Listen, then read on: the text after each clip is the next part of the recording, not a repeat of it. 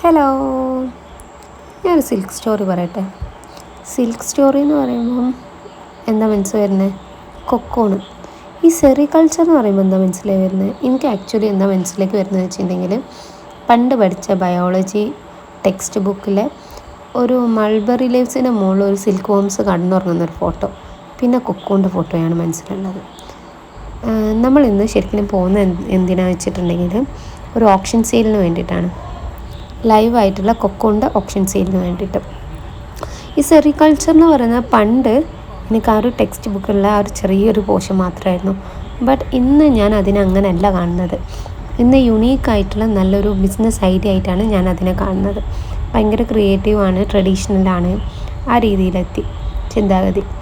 അപ്പോൾ നമ്മൾ ചെയ്യുന്നത് കുറച്ച് കർണാടകേൻ്റെ കുറച്ച് ഉൾഗ്രാമത്തിലാണ്.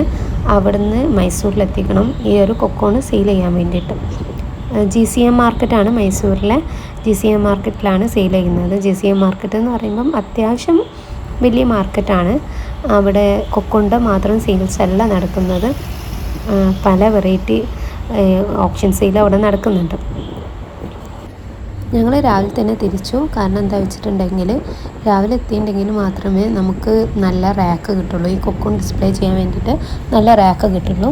നമ്മൾ ഏറ്റവും നല്ല രീതിയിൽ കൊക്കോൺ ഡിസ്പ്ലേ ചെയ്തിട്ടുണ്ടെങ്കിൽ അത് പ്രൈസിങ്ങിനെ ഭയങ്കരമായിട്ട് ഇൻഫ്ലുവൻസ് ചെയ്യും. പ്രൈസിങ്ങിനെ മെയിനായിട്ട് ഇൻഫ്ലുവൻസ് ചെയ്യുന്നത് കൊക്കോൻ്റെ ക്വാളിറ്റി എന്നാണ്. ക്വാളിറ്റി എന്ന് പറയുമ്പോൾ അതിൻ്റെ സൈസും കളറുമാണ് മെയിനായിട്ട് നോക്കുന്നത്. അപ്പം നമ്മൾ ആ ഒരു മാർക്കറ്റിൻ്റെ ഉള്ളിലെത്തി. ഈ സൈഡിൽ കാണുന്ന ബിൽഡിങ്ങിലാണ് ഓപ്ഷൻ സെയിൽ നടക്കുന്നത്. ഇപ്രാവശ്യം 75 DFL ആണ് നമ്മൾ ചെയ്തിട്ടുണ്ടായിരുന്നത്. അപ്പം കൊക്കോണൊക്കെ ഇറക്കി വെക്കാണ്.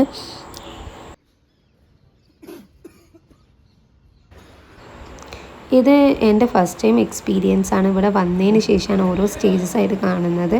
ഇവരെല്ലാവരും തന്നെ ഏറ്റവും നല്ല രീതിയിൽ കൊക്കോൺ പ്രസൻറ്റ് ചെയ്യാൻ നോക്കാണ്. ഈ കാണുന്ന ഡിസ്പ്ലേയിലാണ് ഓപ്ഷൻ സെയിലിലെ പ്രൈസിങ് കാണിക്കുന്നത്. നമ്മളിപ്പോൾ കറക്റ്റായിട്ടുള്ള ടൈമിൽ എത്തിയിട്ടില്ല എന്ന് വെച്ചിട്ടുണ്ടെങ്കിൽ നമുക്ക് റാക്ക് കിട്ടില്ല. അങ്ങനെ ആവുന്ന സിറ്റുവേഷനിൽ ഇങ്ങനെ പുറത്ത് നിലത്ത് വെക്കേണ്ട അവസ്ഥ വരും. അത് കൊക്കോൻ്റെ ക്വാളിറ്റീനെ ബാധിക്കുക വെച്ചിട്ടുണ്ടെങ്കിൽ ടെസ്റ്റ് വന്നിട്ട് കൊക്കോൻ്റെ ക്വാളിറ്റീനെ അത് ബാധിക്കും. അതാണ് എല്ലാവരും തന്നെ റാക്കിൽ ഏറ്റവും നല്ല രീതിയിൽ പ്രസൻറ്റ് ചെയ്യുന്നത്.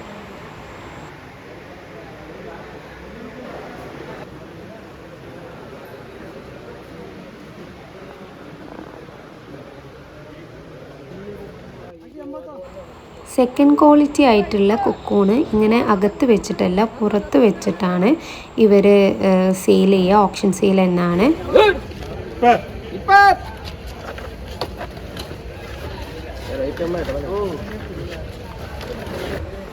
ആക്ച്വലി ഈ ഓപ്ഷൻ സെയിൽ എനിക്ക് ഭയങ്കര ത്രില്ലിംഗ് ആയിരുന്നു. കാരണം എന്താ വെച്ചിട്ടുണ്ടെങ്കിൽ ഓരോ സെക്കൻഡ്സ് വെച്ചിട്ട് പ്രൈസിങ് ഇങ്ങനെ മാറിക്കൊണ്ടേ നിൽക്കുമ്പം നെക്സ്റ്റ് കൂടാണോ കുറയാണോ എന്നുള്ളൊരു ത്രില്ലിംഗ് എക്സ്പീരിയൻസ് തന്നെയായിരുന്നു. 2 റൗണ്ടാണ് ഉണ്ടാവുക. അതിൽ ഫസ്റ്റ് റൗണ്ടിൽ തന്നെ ഞങ്ങൾ സെയിൽ ചെയ്തു. ഞങ്ങൾക്ക് അത്യാവശ്യം നല്ല പ്രൈസിങ് തന്നെ ഇപ്രാവശ്യം കിട്ടി.